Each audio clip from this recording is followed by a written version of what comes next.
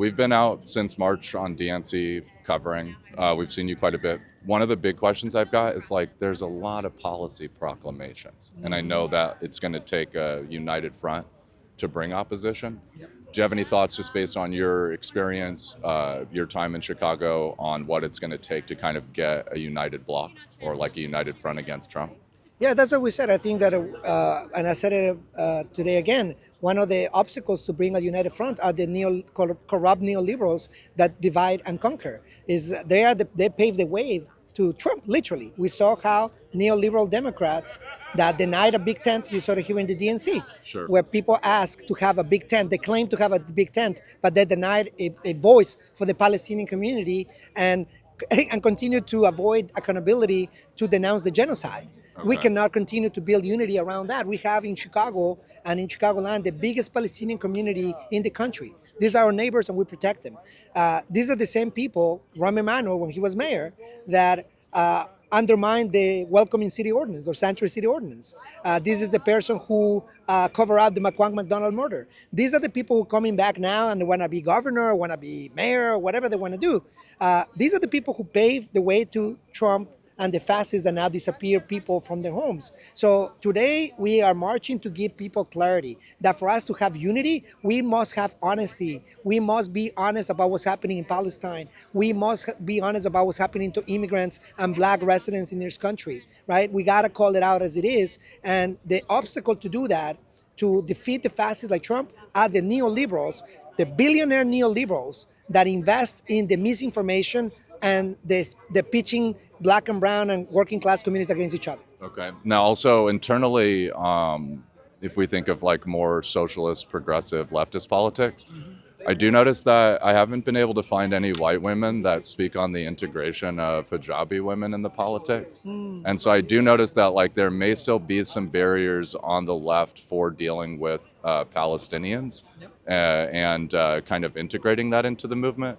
Do you have any thoughts on like what the left can do to kind of like make sure that it is trying to broaden its tent? I mean, I know some of these issues are newer, or maybe we haven't asked these questions in a long time, but maybe you have some thoughts.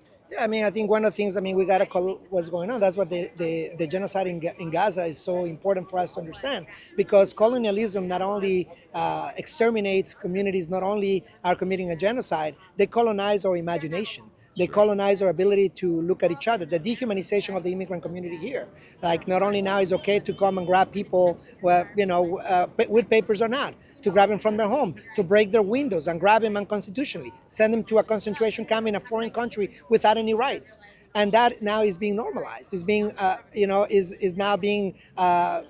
Democrats like to do TikTok videos or social media, but what are they actually concretely doing to stop that? So I think that for us, among I would say that the working people that want to build a coalition, we must understand that this is a fight of billionaires, of capitalists that put greed above humanity, above anything else. And if we don't understand what colonialism is and neo-colonialism is doing, then we're having a hard time understanding colonialism in our own country. We are not facing, and the fear, right, of our past, the fear of facing the past head on and look at the genocides that were committed in this very land, the indigenous people that were also victims of genocide, the enslavery of people here that built, ironically, this country, and the sweat, blood, tears, enslavement, and murder of so many people. That's what we don't forget, Chairman Fred Hampton, because Fred Hampton was a leader that was assassinated. Sure. In front, everybody knows it's a recognized assassination of the FBI. So when the terror comes from the federal government, I think the people must have clarity, the clarity of the moment to say,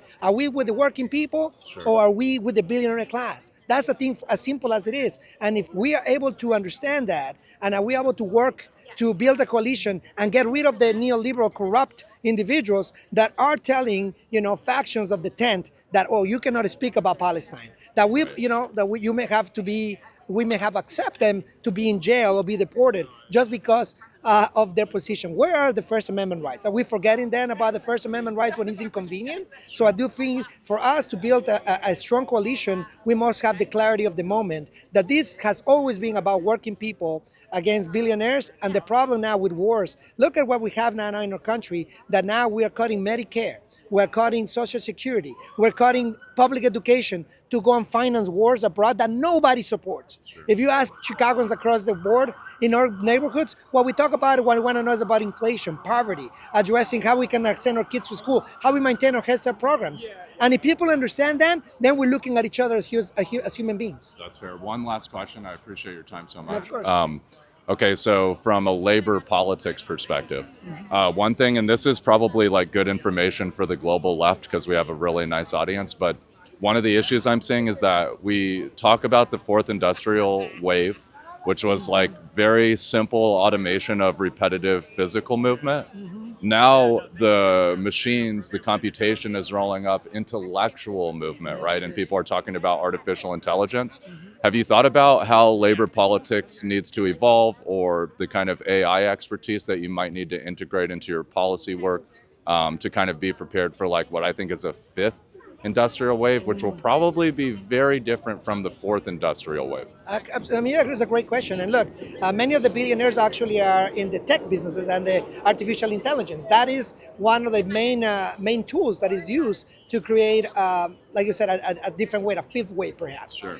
For us, the thing is understanding that now becomes the means of information, but also the means of misinformation. I do think that we need to democratize those spaces, AI, and we also need to make sure that we take it away from the oligarchs and billionaires that are using that for self-gain. I mean, there are people who are becoming billionaires, overnight, where people have hardly food on the table. So we gotta wonder: is the technology about making someone richer and richer, or is the technology about addressing the ills of society, like poverty, like education, public education? Like, what are we using these means to? And if the answer is inequality, if the answer is violence, if the answer is genocide, I do think that they will face tremendous resistance for working people. And I think for us, as we saw, it's important to continue support labor. I am a big fan of the UAW, that are, there's a union that is talking about the issues of the billionaire class and the oligarchs.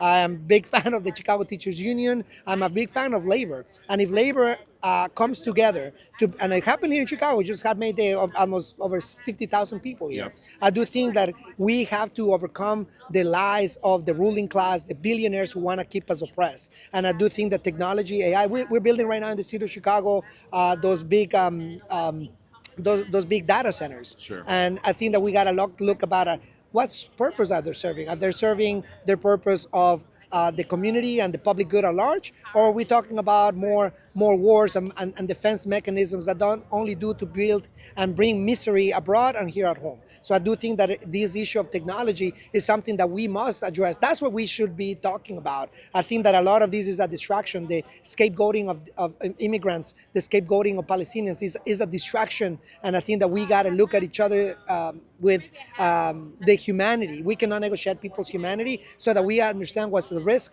And I think, as you mentioned, I think that there is right now a huge way of the AI and technology, and we should pay close attention, because when we talk about losing jobs to make someone else richer and not to make sure that kids can have parents to spend more time with them at home, I think that we got to question the ethics and the functionality of the whole capitalist imperial powers. Okay, and just an insight to leave you with, if we think about like OpenAI or Microsoft and the way that they kind of are expanding their presence around the world, one of their big pushes is to start rolling up skills into their system in Latin America. Yes. And basically make people dependent on the mobile device, because there'll be this layer between labor and employers, and it's possibly going to expand the kind of gig or contract abuses that we've seen with that contract labor. So I mean, I just want to leave you with that insight, but that's something that we're paying close attention to as well. Yeah, I mean, just like we like to end, we said is like there's no question that we have dictators in El Salvador or in Argentina, or you have dictators, in Ecuador, where I actually grew up. I think that it is there's no coincidence. I think what you're mentioning is like if these transnational corporations cannot go to China, or they cannot to, they're going to look for other frontiers to abuse, to oppress. And this is the moment for us here at home in the United States of America, in our country, to have solidarity. That's what the union, labor union here at home, and working people here to call out, because these are transnationals that are doing a lot of harm in other continents. And I think that we have an opportunity to create a different way here at home, so that we can be a different, maybe if we organize here, a different approach throughout the world that doesn't destabilize democracies and put dictators for political gain and for profit. And we also can create more and more places of self-sustainability and strong working class movements. Awesome. Thank you so much. Appreciate your time. I think we'll have to press into it a little bit more in turn, not with Byron necessarily, but just generally, like, how are the policies going to line up with like the transformations that are happening in the labor market related to artificial intelligence? So like to kind of expand on the point, think of like a machine that like drills a nail into the ground, okay? And then maybe you can like automate that machine to drill that nail over and over. The computer systems used to automate physical labor. But now what the computer systems are doing is they're trying to automate thought processes, rationale, strings of logic, and they're doing these at a large scale. So if before they kind of took away like the mechanical repetition that we would go through, now they're starting to take away the intellectual repetition. This is why I think like labor movements need to start modernizing, moving away from the fourth wave of industrial revolution and like truly recognizing the fifth wave, maybe similar to how they recognize the Anthropocene, etc. So super interesting.